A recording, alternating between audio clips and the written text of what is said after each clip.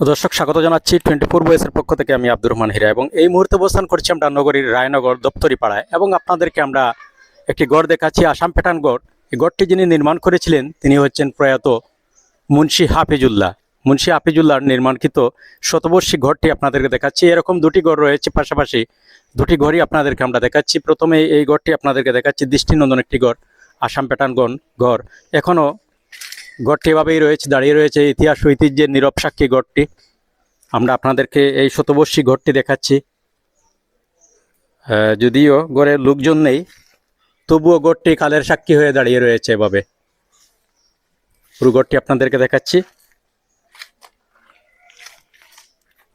প্রয়াত মুন্সি হাফিজুল্লাহর নির্মাণকৃত শতবর্ষী গড়টি আপনাদেরকে আমরা দেখাচ্ছি।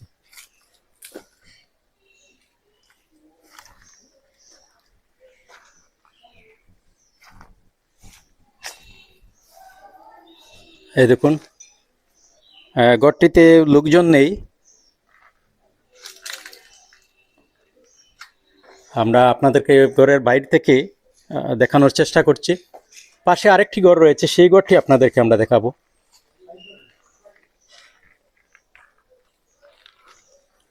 শতবর্ষী ঘর, আসাম প্যাটার্নের ঘরটি। ইতিহাস ঐতিহ্যের নীরব সাক্ষী গড়টি এখন পর্যন্ত এভাবেই রয়েছে। গড়টি হচ্ছে শতবর্ষী গড়। আপনাদেরকে আমরা দেখাচ্ছি কিছু অংশ। এই দেখুন, ভিতরে রয়েছে বাঁশের তরজা, উপরে মাটির প্রলেপ। এই দেখুন, এই দেখুন বালি আর চুন দিয়ে এক ধরনের প্রলেপ, আর ভিতরে রয়েছে বাঁশের তরজা। আপনাদেরকে আমরা একটু দেখাচ্ছি। এই দেখুন, ভিতরে বাঁশের তরজা আর উপরে বালি এবং চুনা দিয়ে প্রলেপ দেওয়া।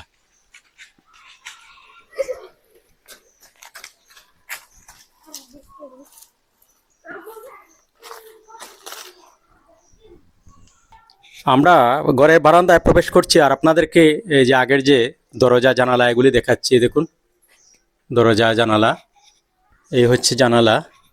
আমরা এখন ঘরের ভিতরে প্রবেশ করব। এই হচ্ছে মূল দরজাটি, প্রবেশদ্বার যেটিকে বলা হয়। আমরা এখন ঘরের ভিতর প্রবেশ করছি। ঘরের ভিতরটি আপনাদেরকে দেখাচ্ছি। দেখুন, ঘরে লোকজন নেই, এভাবে এই ঘরটি খালি পড়ে রয়েছে। তবে তারা তাদের পূর্বপুরুষের স্মৃতি হিসাবে ঘরটি এভাবেই রেখে দিয়েছেন। এখন আমরা আরেকটি ঘর আপনাদেরকে দেখাচ্ছি। প্রয়াত মুন্সি হাফিজুল্লাহ, উনি এই ঘরটিও নির্মাণ করেছিলেন। এই ঘরটিও আপনাদেরকে দেখাচ্ছি আমরা। ঘরের ভিতরে আমরা প্রবেশ করব। ঘরের ভিতরে যে কারুকাজ সেগুলি আপনাদেরকে আমরা দেখাবো।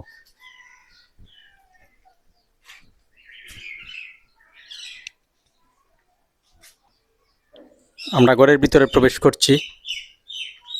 ঘরের ভিতরে যে কারুকাজ সেগুলি আপনাদেরকে দেখাচ্ছি। এই দেখুন,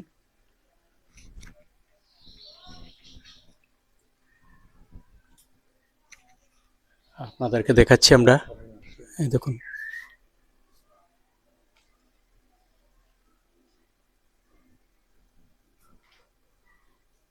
মুন্সি হাফিজুল্লাহর এই দুটি ঘরই নির্মাণকৃত ঘর। উনি নির্মাণ করেছেন শতবর্ষী দুটি ঘর। আর এই দুটি ঘর নিয়ে আমরা আজকে বিস্তারিত জানার চেষ্টা করব। এখন যে প্রজন্ম এই ঘরে বসবাস করছেন, আমরা ওনাদের কাছ থেকে বিস্তারিত জানার চেষ্টা করব।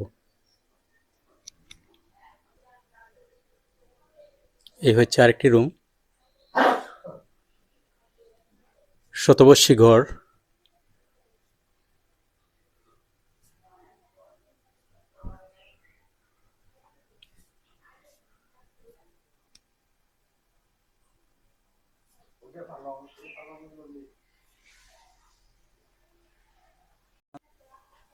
টোয়েন্টি ফোর বয়েসের পক্ষ থেকে আপনাকে স্বাগত জানাচ্ছি।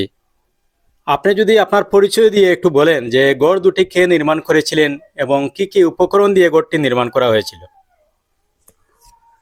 আমি অ্যাডভোকেট সালাউদ্দিন রফিক। গড়টি নির্মাণ করেছেন আমার দাদা মুন্সি হাফিজুল্লাহ উর্ফে হাবন মুন্সি। এই গড়টি নির্মাণ কাজে ব্যবহৃত হয়েছে কাঠ, আর বেড়াগুলি হলো বালু আর চুনা, এই দুইটা মিশ্রণ করে তরজার উপরে, মুলি বাঁশের তরজার উপরের প্রলেপ দিয়ে দালানের মতো শেপ করে বানানো। এটার কয় মণিপুরি প্যাটার্ন বা আসাম প্যাটার্ন ঘর। শতবর্ষের পুরানো, তা আমার দাদা নির্মাণ করেছেন। এই ঘরে কি আপনারা এখনো বসবাস করছেন? হ্যাঁ, আমি বসবাস করি। এই বাড়িতে পুরানা 3টা ঘর। এই 3টা ঘরের মধ্যে একটিতে আমার আব্বা পেয়েছিলেন, তার নাম নুনু মিয়া। আরেকটা ঘর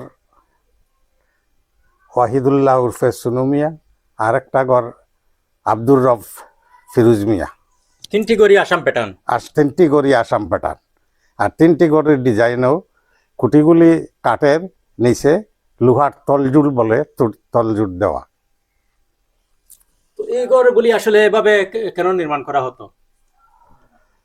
এটা সাধারণত হইলে বড় বৈশালের পর মানুষে আর দালান কোঠা নির্মাণ করতো না। আমাদের পাশেই আছে গিরিশ রাজার বাড়ি। বড় বৈশালে ওনার বাড়ি ধ্বংস হয়েছিল, আরও কয়েকটা ধ্বংস হয়েছিল, যার ফলে এই সিলেটে আসাম প্যাটার্নটাও প্রচলন ছিল। এটা কি 1897 সালের পরে? পরে তো এই ঘরগুলি নিয়ে কি আপনারা খুব গর্ব করেন? হ্যাঁ, এই ঘরগুলা নিয়ে আমরা গর্ব করি। তো ঘরগুলি কি থাকবে ভাবে আপনাদের পূর্বপুরুষের টাকার- স্মৃতি? থাকার চেষ্টা করতেছি, কিন্তু পরবর্তী প্রজন্ম তো এগুলা না রাখার পক্ষে নয়। তারা এগুলা বহুতল ভবন করবে, এই করবে। তো আপনাকে অসংখ্য অসংখ্য ধন্যবাদ, এবং পূর্বপুরুষের স্মৃতি আজ পর্যন্ত ধরে রাখার জন্য আমরা আমাদের পক্ষ থেকে আপনাদেরকে ধন্যবাদ জানাচ্ছি। সব ভালো থাকুন, সুস্থ থাকুন, নিরাপদে থাকুন। দর্শক, আমরা আমাদের প্রতিবেদনটি শেষ করব। আপনাদের আশেপাশে যে কোনো ধরনের পুরনো স্থাপনা থেকে থাকলে আপনারা কমেন্টের মাধ্যমে জানালে আমরা সেসব স্থাপনা নিয়ে কাজ করব।